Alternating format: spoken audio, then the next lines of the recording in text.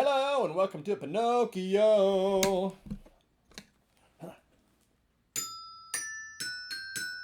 Pinocchio. The last video stopped abruptly, so we're going to start abruptly. Here we go.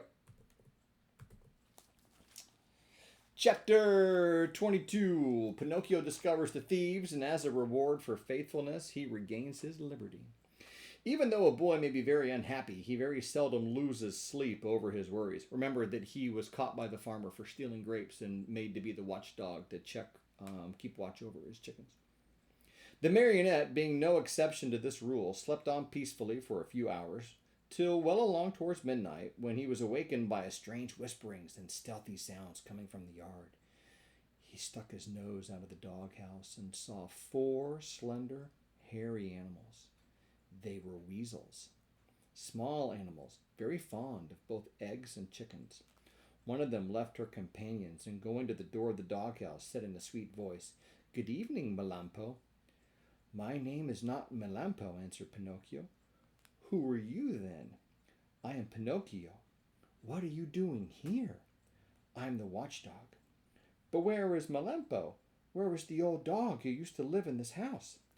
"He died this morning." "Died? Oh, poor beast. He was so good. Still, judging by your face, I think you too are a good-natured dog." "I beg your pardon. I am not a dog." "What are you then?" "I'm a marionette." "Are you taking the place of the watchdog?" "I'm sorry to say that I am. I'm being punished."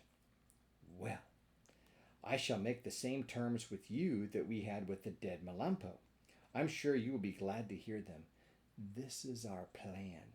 We'll come out once in a while, as in the past, to pay a visit to this hen house, and we'll take away 8 chickens. Of these, 7 are for us, and 1 for you, provided, of course, that you will make believe you are sleeping and will not bark for the farmer." "Did Melampo really do that?" asked Pinocchio. "Indeed he did, and because of that we are the best of friends. Sleep away peacefully, and remember that before we go we shall leave you a nice fat chicken." It's time to turn the page, and so this picture here is the full page.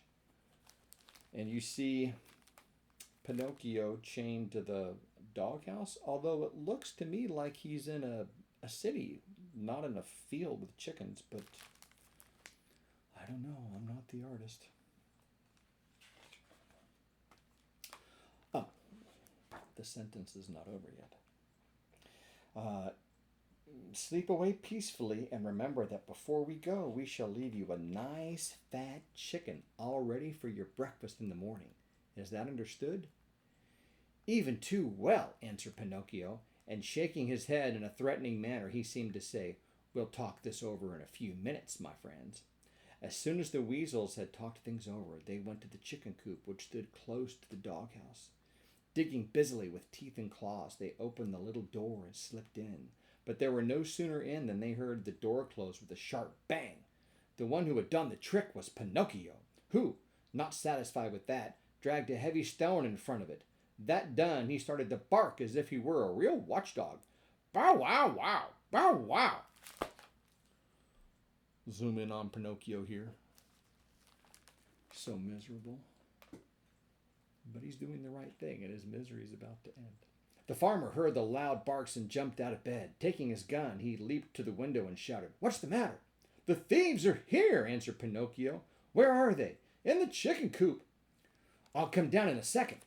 And, in fact, he was down in the yard in a twinkling and running toward the chicken coop. He opened the door, pulled out the weasels, and after tying them in a bag, said to them in a happy voice, "You're in my hands at last. I could punish you now, but I'll wait. In the morning you may come with me to the inn, and there you'll make a fine dinner for some hungry mortal. It's really too great an honor for you, one you do not deserve, but, as you see, I really am a very kind and generous man, and I'm doing this for you." He went up to Pinocchio.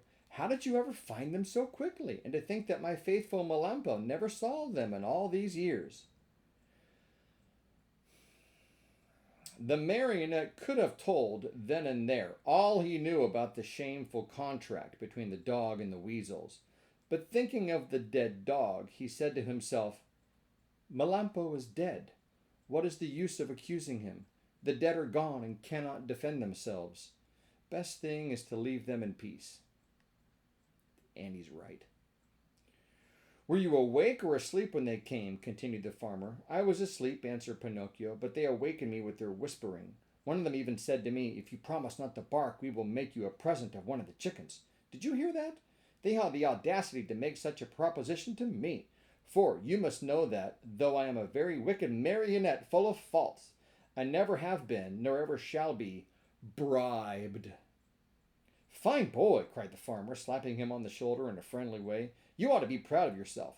And to show you what I think of you, you are free from this instant. And he slipped the dog collar from his neck. Excellent work, Pinocchio.